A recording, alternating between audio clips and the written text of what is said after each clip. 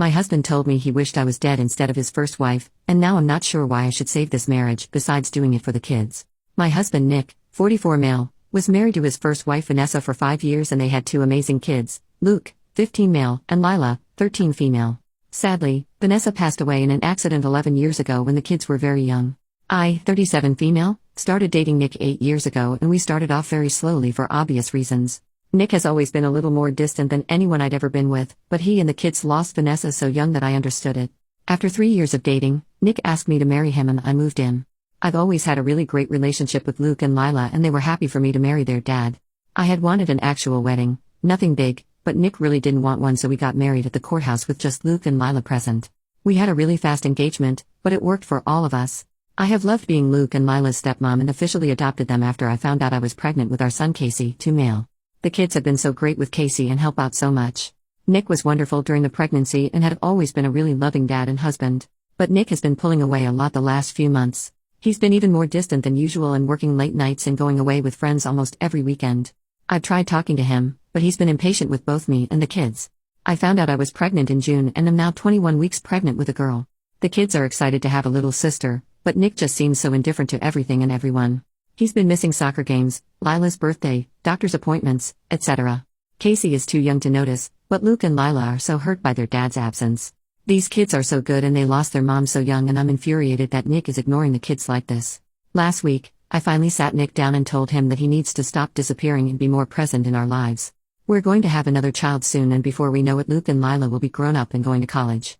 After an hour of arguing, he screamed at me that he wished Vanessa was still alive and that I had switched places with her and died instead. He also threw in some awful comments that I need to stop pretending I'm Luke and Lila's real mom and that I'm only half the mom Vanessa was. The final straw was him saying that he never even wanted any kids with me, but did it so I'd keep busy and leave him alone. I'm so beyond hurt right now. I know I'm just his second choice, but I've always tried to honor Vanessa and tell Luke and Lila how lucky they were to have her as their mom. I love all of our kids more than anything and I'm just so heartbroken. Nick barely pays attention to Casey now and doesn't even acknowledge the pregnancy. He somewhat apologized this weekend and took all 3 kids to lunch, but he won't even look me in the eye. He seems like he wants to talk, but he doesn't say anything and I'm too upset to even be near him. I'm not sure where to go from here. Honestly, I can't even be around Nick right now and if there weren't any kids involved, I'd leave and never look back. I'm not sure if he's cheating or the thought of a 4th child is stressing him out, but I'm devastated and not sure how or why I should save this marriage besides doing it for the kids. Any advice is desperately needed right now. Update: there's been a lot that has happened and there's no way to mention it all without writing a novel, so if I miss something or someone wants to know more, I'll try to answer in the comments. I gave Nick a letter the day after I made my post, thanks to the commenter who suggested this. I tried to explain how hurt I was by what he said and I wasn't sure how we'd gotten to this place. I also tried to explain that I knew he was still in so much pain from Vanessa's death, and I would never try to replace her. Even though I tried to be understanding of his grief and, likely, depression, I didn't sugarcoat how badly hurt I was by what he said to me.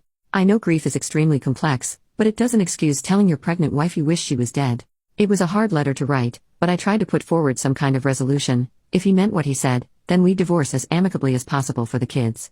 If he didn't mean it and was just lashing out, then we had to get couples counseling and he needed to get back to individual therapy if he wanted to stay together.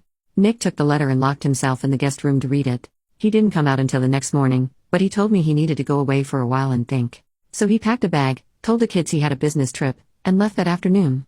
Honestly, I figured our marriage was done as soon as he left. Luke and Lila knew something was up, but I just kept telling them their dad had a big project for work and would be back soon. They were both upset. Neither of them really believed the story about Nick's trip, so I set up some emergency sessions with their therapist so both of them would have someone to talk with. Nick was gone for over a week. There were a few short phone calls to ask how I was and talk to the kids, but it was a lot of radio silence during that time. He came home one afternoon when Luke and Lila were still at school and said he needed to talk. I figured he was going to ask for the divorce. He told me he felt very guilty for being happy with his life now, like he was dishonoring Vanessa by living this new life with me.